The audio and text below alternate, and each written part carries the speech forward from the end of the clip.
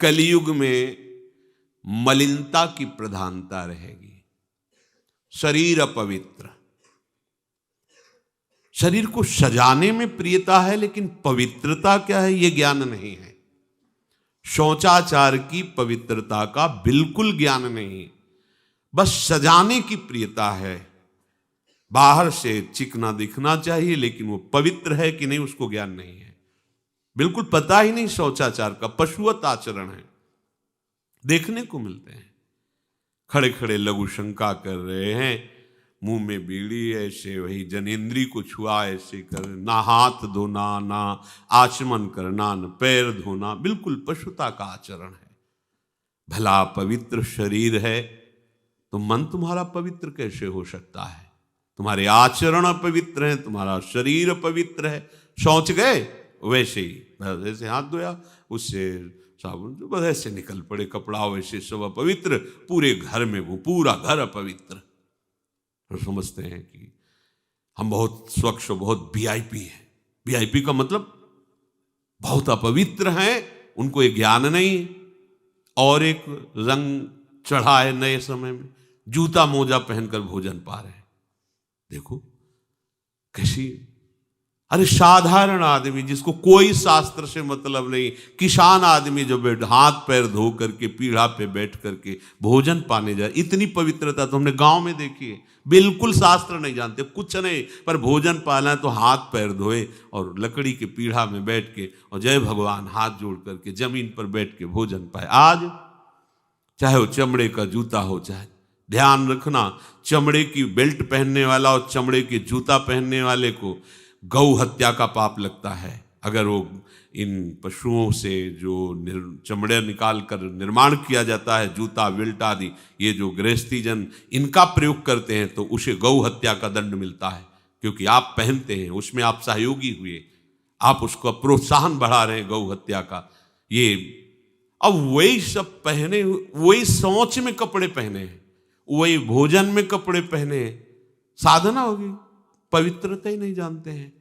लघु शंका करने के बाद यदि आपने जनेंद्री का प्रक्षालन नहीं किया, हाथ नहीं धोया, चरण नहीं धोए, आचमन नहीं किया, तो आप तो अपवित्र हैं।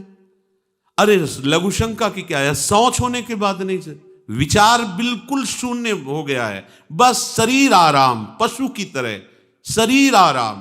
क्या शरीर आराम रहेगा?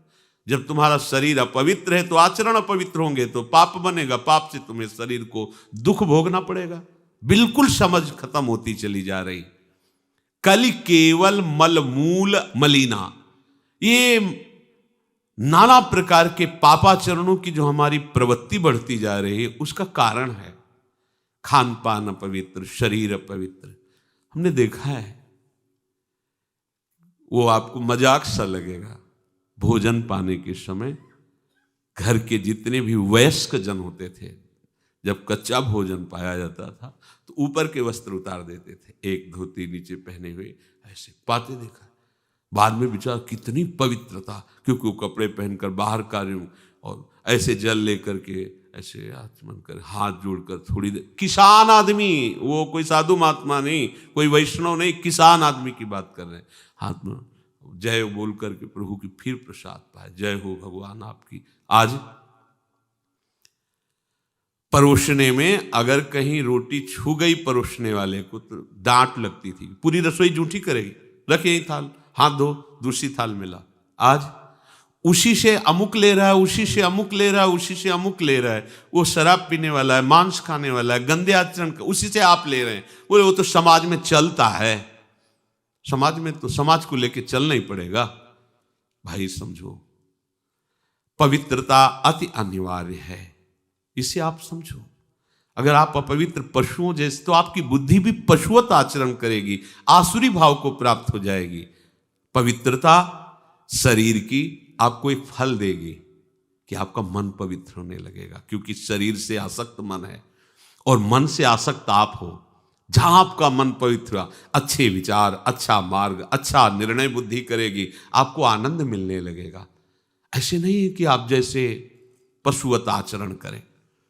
बड़ी अपवित्रता बढ़ रही है, अपवित्रता को तो कोई समझ ही नहीं रहा इस विषय को।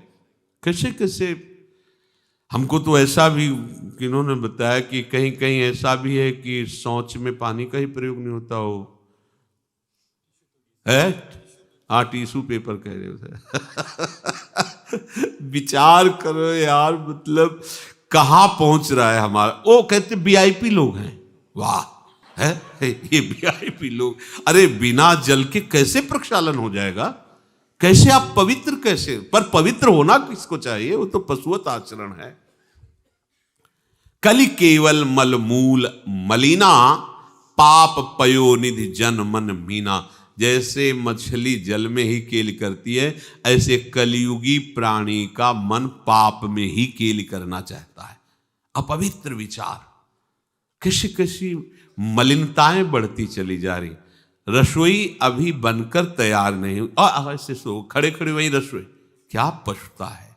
अरे एक बार बन जाए उसे थाल में लगाओ। हम नहीं कहते तुम भगवान का भोग लगाओ जाके, नहीं वैष्णव हो, नहीं भजन कर, कम से कम थोड़ी तो पवित्रता। एक बार थाल लग जाए, हाथ जोड़ो, अन्न को ही प्रणाम करो। अन्न ब्रह्म उपनिषद में आता है, ये अन्न ब्रह्म है, उसे प्रणाम करो। वह हमारे जीवन को पुष्ट करता है, हमें भगवत भाव प्रद। हाथ जोड़कर कहाँ हाथ जोड़े, वो तो जूता पहने वैसे ही सब, कोई खड़े खड़े खा रहा है, कोई मतलब ये हो क्या रहा है।